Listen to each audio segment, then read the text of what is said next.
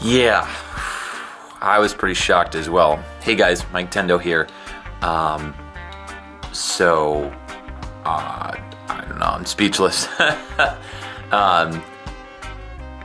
This is gonna sound like a weird, Oscar thank you thing, but I did want to thank a couple people and kind of do a video about hitting that 1,000 subscriber milestone that I've been searching for a pretty long time. I mean, most of the big people, remember their 1,000 subscriber milestone thing, and who knows how long it's going to take to get to 5,000 or 10,000, probably 10 years. But I did want to thank a bunch of people. First off, I wanted to thank Billy from the Game Chasers.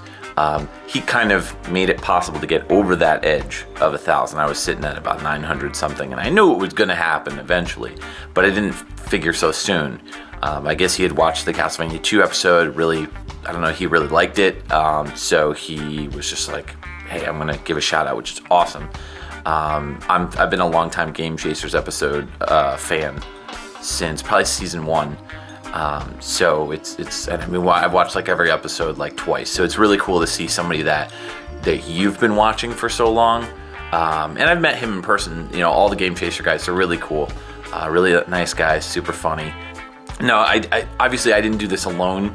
I do want to also thank all the hard work from my friends and also the music people.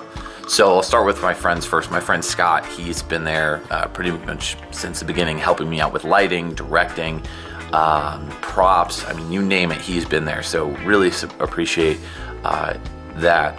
He's a great friend. My friend Ed, who is my co-host on Pixel Tunes Radio, awesome. I mean, he's done so much for the show. He's always up for acting in episodes, and he's always got fresh ideas and stuff. And he's a great co-host on Pixel Tunes Radio. So if you guys haven't checked it out, really check out Pixel Tunes Radio. It doesn't get a lot of views on YouTube. Seems to do a little bit better on the iTunes subscriber.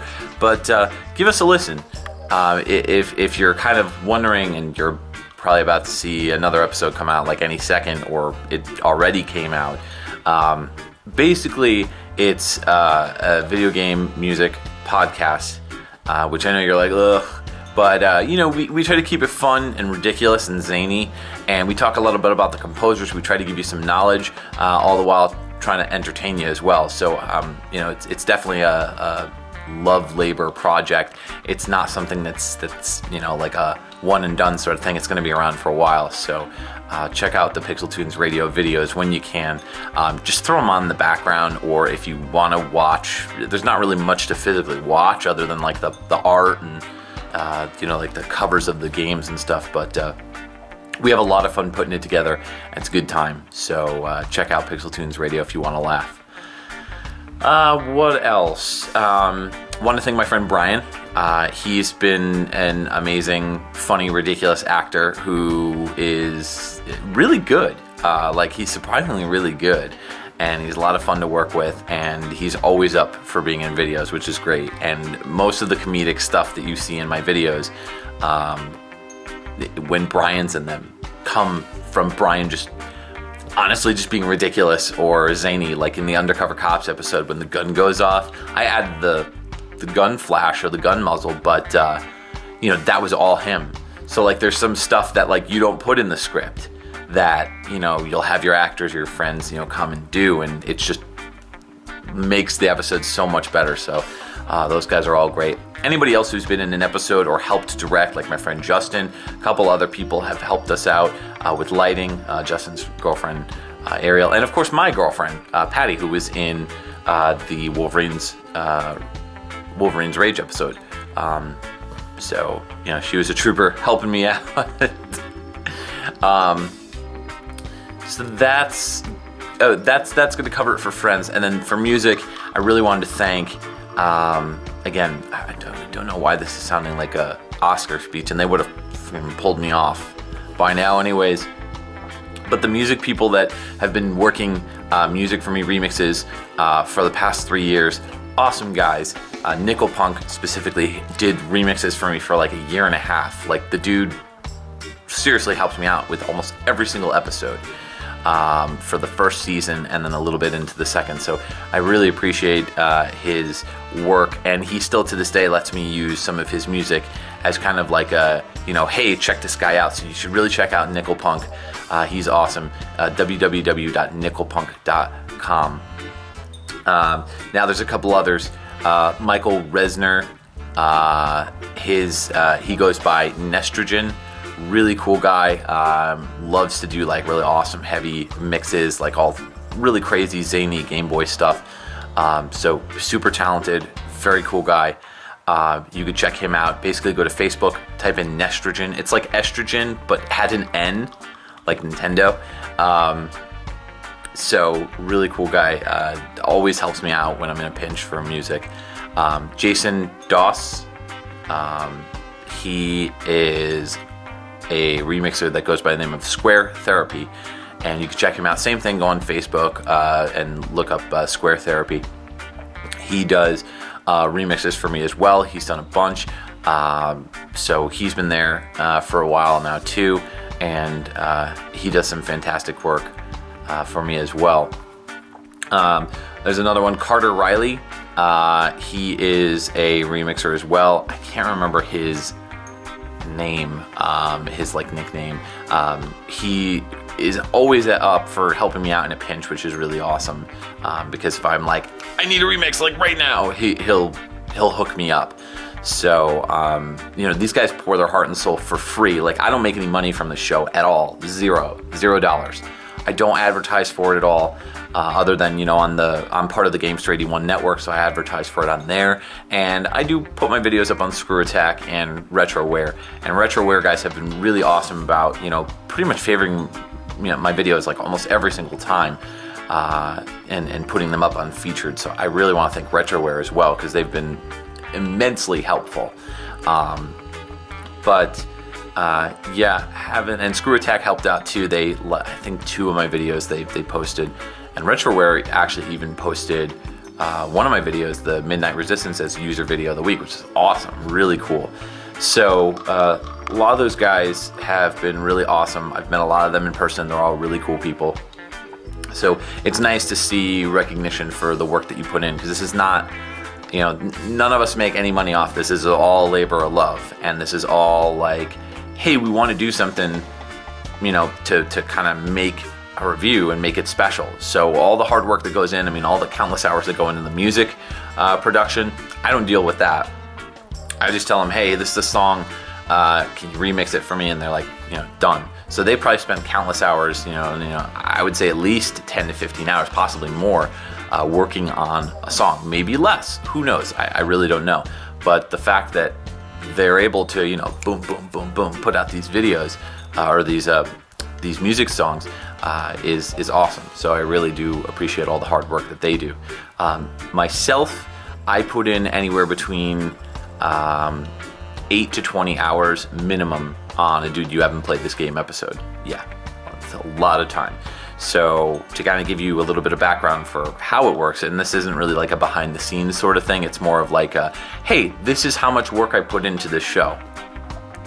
Writing is always the first step, and of course playing through the game. So I'll jot down some notes while playing usually, but I play through the full game in most cases, and just beat the game. And I may even go back and beat it a second time, depending on if I feel that I didn't get enough material. And writing the script usually takes a couple days. Usually anywhere between 1 to 2 days of working on the script. And that's just like writing, like typing out and figuring out what to say, what the jokes are going to be, and everything.